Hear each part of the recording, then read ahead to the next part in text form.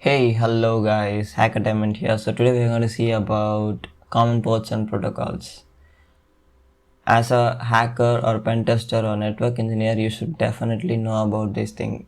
So yeah, we'll just head into the video without wasting any time. So first we are going to see about the common ports and protocols in TCP. Okay, TCP stands for Transmission Control Protocol. Fine. So the first protocol is FTP, File Transfer Protocol, and the port for FTP is 21. So the FTP protocol actually helps in transferring the files to the server. For example, like uploading files to the server or downloading files from the server. The next protocol is SSH. It stands for Secure Shell, and the port number for SSH is 22. The protocol SSH actually helps us to remotely access any mission through internet. The data is actually encrypted and hashed. Telnet does the same function, but only difference is it does not encrypt or hash the data. It just displays the raw data. Actually, Telnet was an earlier version of SSH. And the port for Telnet is 23. The next protocol is Smtp. Port for Smtp is 25. And Smtp, POP3 and Imap, all these protocols are used for mail purposes. The next protocol is DNS. Before getting into DNS, I want to say you about a fact. We humans remember words more than numbers, right? Meanwhile, if you see computer, they just remember numbers. So there is a contradiction, right? To solve this problem, this DNS protocol was actually introduced. DNS stands for Domain Name System.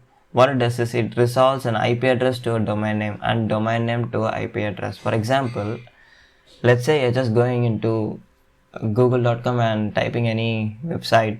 The website you have entered is not understood by computer directly. So as I said earlier, computer only understands number, right?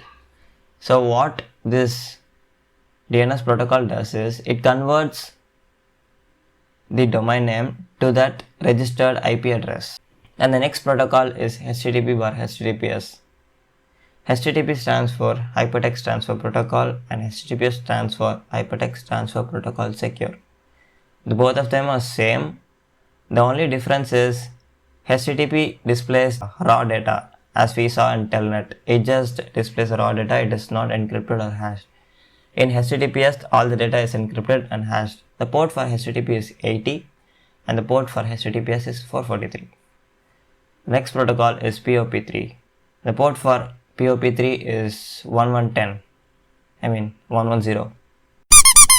And as I said earlier, it is used for mail purpose. The next protocol is SMB. SMB is frequently referred as Samba. The port for SMB is 139 and 445. 139 was the previous version of SMB, the earlier version, and the current version is 445. Whenever SMB is open, there is 80 to 90% to hack that mission. So the next protocol is Imap. The port for Imap protocol is 143. As I said earlier, it's used for mail purposes. So now let's just go into UDP, Common Ports and Protocol. UDP stands for Unified Datagram Protocol. UDP also has a DNS protocol with the same port and also does the same function. The next protocol is Dhcp. The port number for Dhcp is 67 and 68. 67 is the earlier version and 68 is the current version. So what this protocol does is it basically leases you an IP address whenever you get connected to a network. And dynamic IP concept is basically pretty similar to Dhcp. The next protocol is Tftp. Tftp stands for Trivial File Transfer Protocol and it is as same as FTP protocol in TCP. Only thing that changes is it's specifically for UDP protocol, and the port for TFTP is 69. Snmp. The port for Snmp is 161. Snmp stands for Simple Network Management Protocol.